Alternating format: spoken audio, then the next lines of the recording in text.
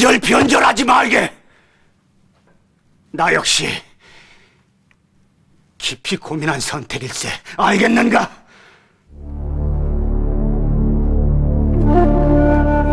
이처럼 수양대군의 등극에 대해 입장 차이를 보이던 두 사람. 이들에게 돌이킬 수 없는 사건이 발생한다. 바로 단종 복위운동이었다.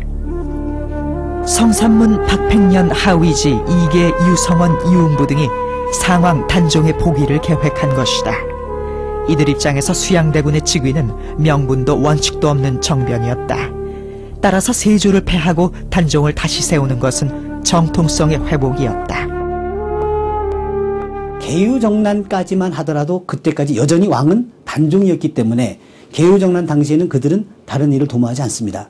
그런데 바로 이어서 결국 단종을 내리고 수양대군이 세조로 올라가는 것에 대해서는 정통에서도 어긋나고 의리나 명분이 아니라고 봤던 것이지요. 그것이 명분이 없는 정권이 탄생했을 때에는 그들이 생각하는 명분을 다시 세우는 것을 고민하지 않을 수 없었고, 그것이 현실 정치에서 그들이 드러냈던 것이 뭐냐면 결국 단종 복위운동입니다. 이들의 계획은 세조 암살이었다. 명나라 사신을 환송하는 연회에서 세조를 호위하기로 한 성승과 유흥부가 세조를 제거하기로 한 것이다.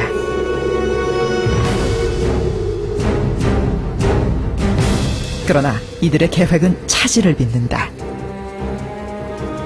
한명회의 제안을 받아들인 병조판서 신숙주가 세조에게 호위무사인 운검을 세우지 말자고 한 것이다. 세조는 이 제안을 받아들였다.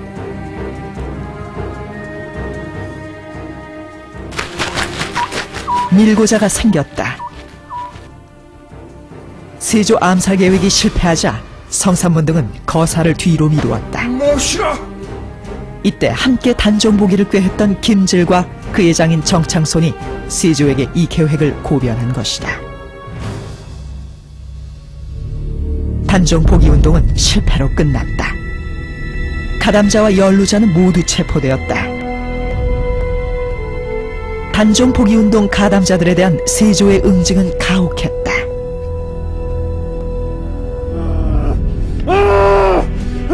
성삼문 등 주모자는 능지 처참형에 처해졌고 연루자 70여 명이 처형당했다.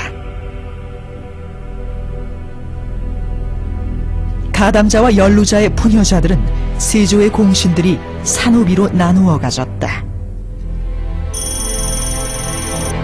성삼문의 아내와 딸을 비롯한 160여 명의 부녀자들이 세조의 공신들에게 분배되었다. 신숙주는 이때 3명의 부녀자를 산후비로 받았다.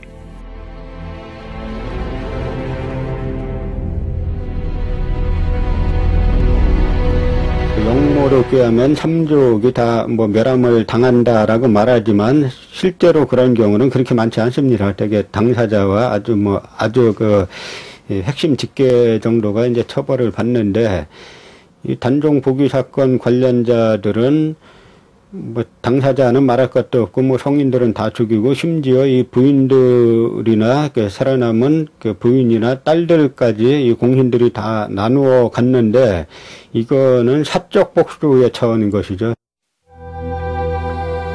이듬해 단종은 노산군으로 강등되어 강원도 영월 청령포로 유배되었다.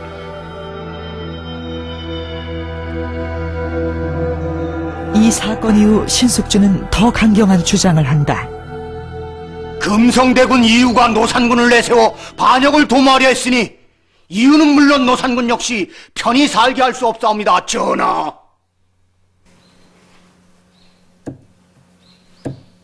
편히 살게 할 수 없다. 따지고 보면 노산군이 반역을 주도한 것이나 다름이 없사옵니다. 편히 살게 할 수 없사옵니다, 전하. 그 일은 나중에 다시 의논할 것이오. 이와 같은 대역죄는 다시 의논할 일이 못되옵니다. 통촉하시옵소서. 이런 주장은 나중에 신숙주에게 치명적으로 작용한다. 신숙주는 단종의 아버지 문종과 할아버지 세종이 아끼던 신하였다. 그런 그가 문종의 아들인 단종을 죽이자고 주장한 것이다. 후대에 이르러 신숙주에 대한 폄하가 나타난다. 바로 단종의 왕비 정순왕후 송씨와 관련된 야사의 기록이다.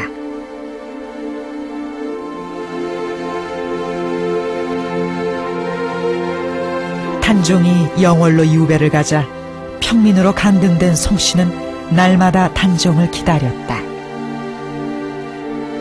야사에는 신숙주가 송씨를 공신노비로 달라고 했다는 기록이 나온다. 심지어 신숙주가 송씨를 노비로 삼았다는 기록도 나온다. 그러나 실제 송씨는 양인으로 살면서 82세까지 장수했다. 신숙주에 대한 이런 폄하는 세조에 의해 선택되고 그에 협력한 탓이었다. 세조는 정통성 없는 쿠데타, 계유정난을 일으켜서 어린 단종의 왕위를 빼앗아 버립니다. 왜 그는 이 같은 정변을 감행했던 것일까요? 당시 조선 조정의 세력 분포를 현대적인 관점에서 한번 들여다보겠습니다. 계유정난 직전 가장 정통성 있는 세력은 당연히 김종서, 황보인 등 이 원로 대신들이 모시고 있던 단종의 왕권이었습니다. 그리고 수양대군의 동생 안평대군. 그는 많은 문인 친구들이 있었고 정가의 평판도 좋았습니다. 이 안평대군 역시 왕권에 협조적이었습니다. 반면 수양대군은 이 한명회, 권람 같은 당시에는 영향력이 미미했던 인사들과 가까웠습니다. 이렇게 볼 때 수양대군은 당시 넘버 3였던 셈이죠. 이때 넘버 3 수양대군의 선택은 명확해집니다. 현실을 수긍하고 넘버 3로 사느냐, 아니면 정변을 통한 집권이냐. 과감하게도 수양대군은 후자를 선택하게 되고 그때 그의 곁에는 신숙주가 있었던 것입니다.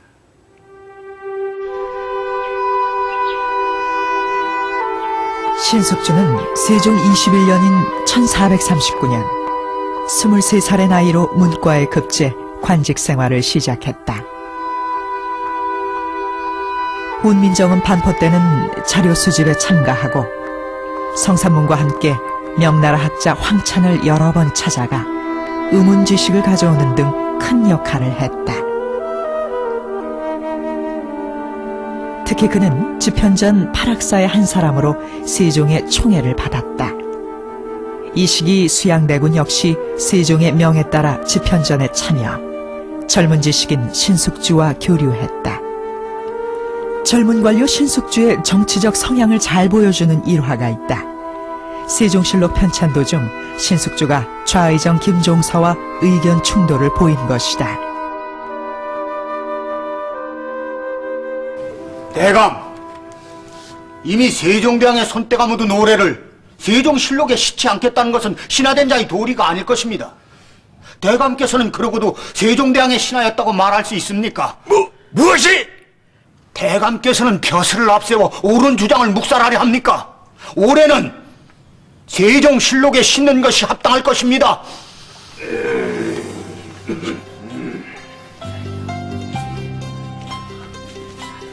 단종